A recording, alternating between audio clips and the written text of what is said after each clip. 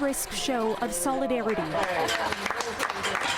Prime Minister Justin Trudeau raising this country's flag over the Canadian embassy in Kyiv once again. Our ambassador, you will be back here. Joined by the Deputy Prime Minister and Foreign Affairs Minister, Trudeau reopened the embassy during a one-day trip to Ukraine, where he got a first-hand look at the devastation of war. Vladimir, your inspiration. And pledged Canada's unwavering support.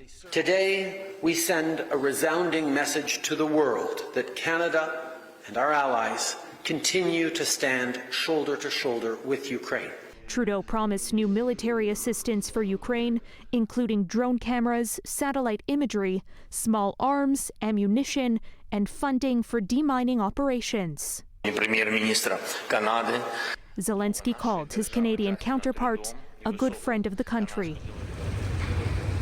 Trudeau started the day touring the ruins of Irpin, a suburb of the Ukrainian capital the Russians had hoped to seize. The city was pounded nearly non-stop in the early days of the invasion before Vladimir Putin's forces retreated. The mayor said Trudeau came to Irpin to see with his own eyes all the horror that the Russian occupiers had done to our city. And of course, he was shocked. It is clear that Vladimir Putin is responsible for heinous war crimes.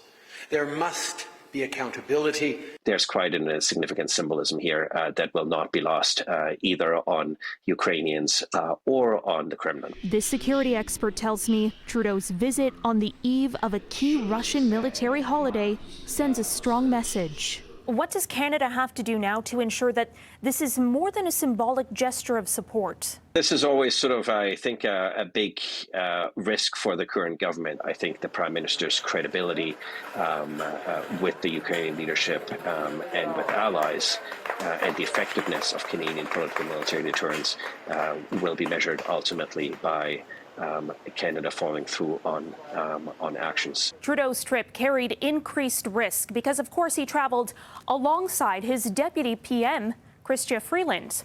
While you may never see President Joe Biden and his VP Kamala Harris in a war zone at the same time, Freeland is part of the Ukrainian-Canadian community and has been at the forefront of the government's response to Russia's invasion.